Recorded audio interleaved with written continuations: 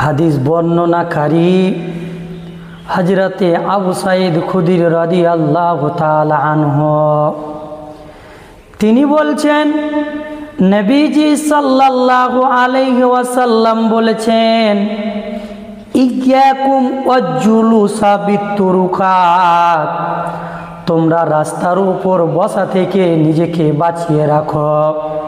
তোমরা রাস্তার উপরে বসে থাকা থেকে নিজে বেঁচে থাকো।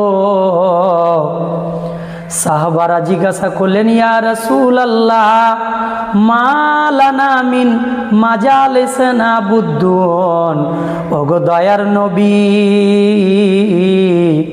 আমাদের রাস্তায় বসা ছাড়া কোনো উপায় নাই।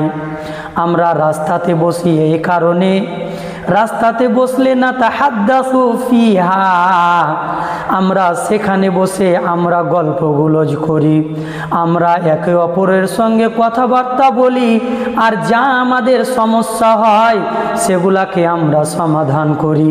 ক্বালা রাসূলুল্লাহ সাল্লাল্লাহু আলাইহি ওয়াসাল্লাম, রাসূলুল্লাহ সাল্লাল্লাহু আলাইহি সাল্লাম বললেন, ফাইজা আবিতুম ইল্লাল মাজলিস, যখন তোমাদের রাস্তায় বসা ছাড়া আর কোনো ছাড়া নাই, তোমরা বলছো আমরা রাস্তায় না বসলে আমরা কোথায় বসবো, তবে শুনে রাখো, ফাআতুত তরিকা হাক্কাহু, রাস্তাতে বসলে তোমরা রাস্তার হক আদায় করে দিবা।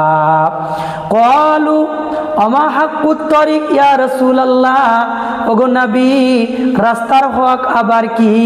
নবীজি সাল্লাল্লাহু আলাইহি ওয়াসাল্লাম বললেন, গাদ্দুল বাসার ওয়া কাফুল আদা ওয়া রাদ্দুস সালাম ওয়াল আমরু বিল মা'রুফ ওয়ান নাহয়ু আনিল মুনকার। নবীজি বললেন, রাস্তার হক হলো 5টি। এক নম্বরে হলো তোমরা রাস্তাতে বসলে নিজের চক্ষুকে নিচে রাখবা, চক্ষুকে নিয়ন্ত্রণে করবা।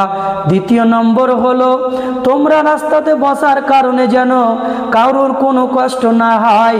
3 নম্বরে হলো রাস্তাতে বসে থাকলে কেউ সালাম দিলে তোমরা সালামের জবাব দিবে।